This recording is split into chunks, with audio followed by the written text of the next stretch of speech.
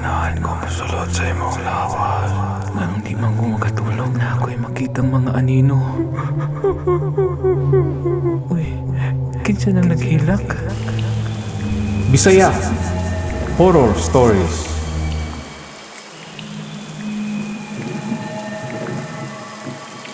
Ang probinsya sa Naga, Cebu, kay giila nga daghang mga ungo sa una.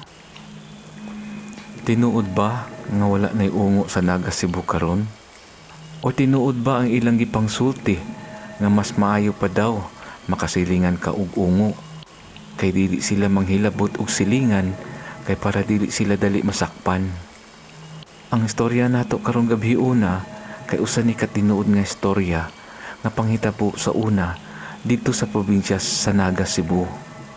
Kini ang mga istorya pod sa akong mga amigo. Katong giila pa ang gisayod nga probinsya nga puy-anan sa mga ungo. Naay tulo ka managsuon. Ang kinamagwangan kay si Jaime, 16 anyos, ug ang ikaduha si Jason, 12 anyos. Ug ang kinamanghuran nila si Isabel, 10 anyos. Sa bukid sa Naga sila nagpuyo. Kuyog ang ilang amahan na lang kay ang ilang inahan wala na og dugay na namatay sa pagpanganak sa kinamanghuran. Usa ka adlaw, gisugo sa amahan si Jaime sa pag-adto sa lungsod sa Naga para pagpalit sa ilang groceries. Ug ipakuyog na lang iyang duha ka manghod kay walay makabantay nila kay ilang amahan na ay trabaho magkaingin dito sa bukid. Para masayod ang tanan, ang kaning magkaingin muni kanang murag magharas, magsugnod ug maglimpyo diha sa dakong parte sa kabukiran. Mga alas 2 na sa hapon, nakalakaw ang tulo ka bata padung sa lungsod sa Naga kay ilang manghod nga babay nadugay sa pag-ilis kay dili unta ganahan mo kuyog. Gisigihan nila og pugos kay wala lagi mabiling kuyog niya sa balay. Mga duha ka oras ang paglakaw padung sa lungsod gikan sa ilaha. Ug ang agianan nila kay gamay kaayo nga dalan nga tawra ang makaagi ug lapukon pa kaayo kung mag-ulan. Tunga-tunga sa ilang paglakaw, nakabantay ang maguwang nga pipila na ka oras sa ilang paglakaw, murag layo pa man sila sa lungsod ug murag nagtuyok-tuyok lang sila sa ilang agianan. Naabtan na lang sila sa alas 4 sa hapon, gikapoy na sila sa paglakaw ug murag lain na nga dalan ang ilang naagian. So nisuway na lang sila ug pauli kay kuyawan si Jaime nga magabihan sila ug pauli kung modayon pagid sila sa lungsod. Sa pag-uli nila, dili na gid sila katultul sa agianan padung sa ilaha. Sa unahan, naay kamaisan, nakakita sila og mga pipila ka mga balay didto. Naay nakita si Jaime nga babae nga medyo idaran na og nanilhig sa gawa sa balay. Ila ning giduol og gipangutana, "Nang, mayong hapon diha. Medyo nawala man mi sa among agianan padung sa lungsod ug pabalik pod sa amoa. Layo pa ba kayo diri ang lungsod?" Nitubag ang babae, "Medyo layo pa dong. Mga usak ka oras pa tingali gikan diri. Alas 5 naman sa hapon ug moadto pa mo didto. Lagi nang, medyo apiki naman mi sa oras ug kinahanglan biya mi mo palit og grocery kay nahutdan na mi didto sa amoa ug dili naman mi katultul pabalik sa amoa. Kung mauna dong, mas maayo ari lang sa amo katulog ug ugma sayo sa buntag mga alas 7 panglakaw na lang mo padong sa lungsod para mapalit ninyo ang inyong mga groceries ug gipangkapoy na yung taon na imong mga manghod oh." "O sige nang, daghang salamat kayo ug dili na lang usa mi mga tulog ug ugma sayo na lang mi manglakaw padung sa lungsod." "O sige, kay para andaman na lang pud ta mo ug makaon para panihapon." Sa kagrabe sa kapoy sa duha ka manghod ni Jaime, pagkahuman nila og pagpanihapon, nagstorya lang sila kadali ug alas 8 pa lang nakatulog na ang duha ka manghod ni Jaime dayon, ug taod-taod pud nakatulog na pud si Jaime.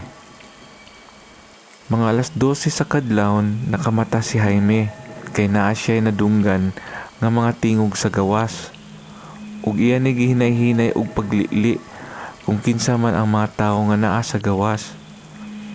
Nakita ni Jaime ang babae nga tag-iya sa balay ug mga pipila niya ka mga kauban nga mga silingan.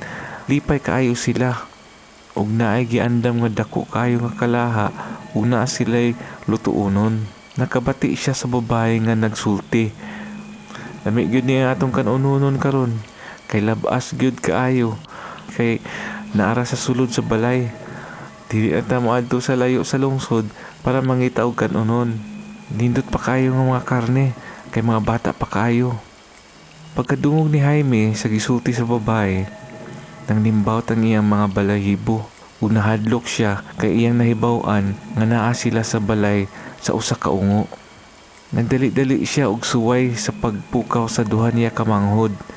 Pero tungod sa kagrabe sa kakapoy sa paglakaw nila ganina, dili gyud nimo mata ang duha niya ka igsuon. Nisuway si Jaime og gawas sa ilang kwarto ug nangita og laing agianan nga dili makabantay ang mga ungo nga naa sa gawas. Nakakita siya og sibay ug naay gamay nga portahan nga gawasanan didto. Kanang sibay para masayod ang tanan, gamay na siya nga kwarto nga butanganan sa mga mais pinulhuan. Kini naman pud ang pinulhuan mo ni ang mais nga wala pagitangtangan sa pakpak. Gibalik niya ang iyang duha ka igsuon sa pagpukaw ug dili gyud nimo mata ang duha. Magsaba-saba ug moaksyon hinuon og hilak ang babae niya nga igsuon kung pugson gyud og pukaw. Nakabati ang babae nga ungo ug niingon, "Kadyot lang kayo ha, kay susihon nako, murag nakabati man ko ug naay nakamata. Sige, tabangi ko ninyo dito, kay ato na sila sugdan og ihaw." Nagdali-dali dayon og gawas si Jaime sa kwarto ug nipaingon sad si Bay ug nigawas dayon dito sa portahan dito sa luyo kay para dili siya masakpan sa mga ungo ug maapil sa pag-ihaw. Sa paggawas niya sa balay, nakakita siya og mga tag-as kaayo nga mga punuan sa mangga. Umikat-kat siya ani dito sa pinakatumoy sa punuan nga dili siya makita. Pagsulod sa mga ungo sa kwarto, nakabantay din sila nga duha na lang kabata ang nabilin dito sa sulod. Nanggawas din sila ug gisuwayan nila og pangita ang maguwang nga bata ug dili gyud nila makitaan. "Nakita ninyo ang maguwang nga bata?" matud pa sa babae nga ungo. "Wala gyud, amo gipangita pero murag ganina ra tingali to nakadagan nga wala ta nakabantay," matud pa sa usa nila kauban nga ungo. Ilang gibira ang duha ka manghod ug gisugdan dayon nila og ihaw sa gawas. Ang ulo lang sa mga manghod ang wala nila giapil. Si Jaime nga nakakita gyud sa pag-ihaw sa duha ka manghod niya, minghilak na lang gyud in town sa taas sa tumoy sa mangga kay wala gyud pud siya mahimo sa pagsalbar sa duha niya ka manghod.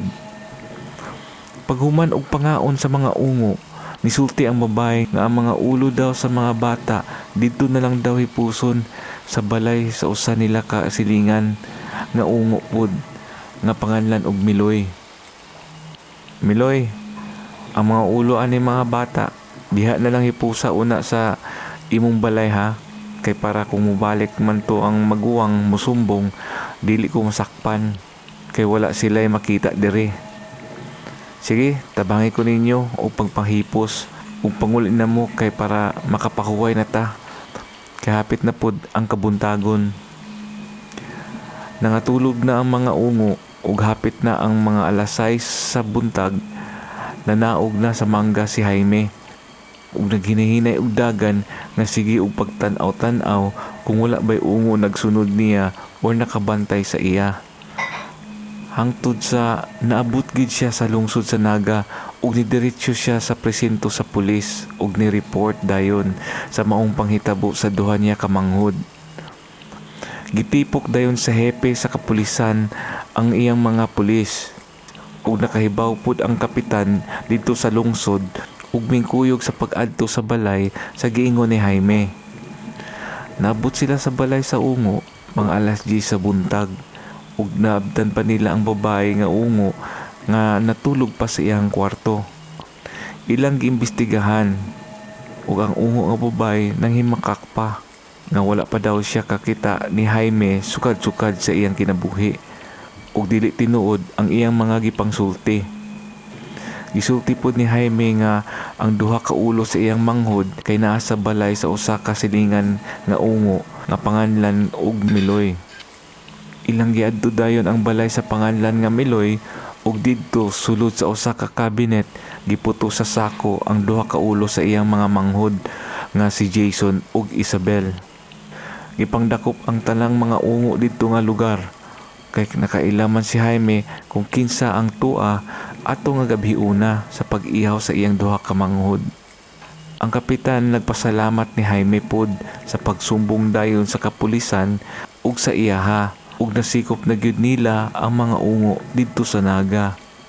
Sugod atong mga panahona wala na mga panghitabo or nadungog nga naay nabiktima pa sa mga ungo didto sa Naga.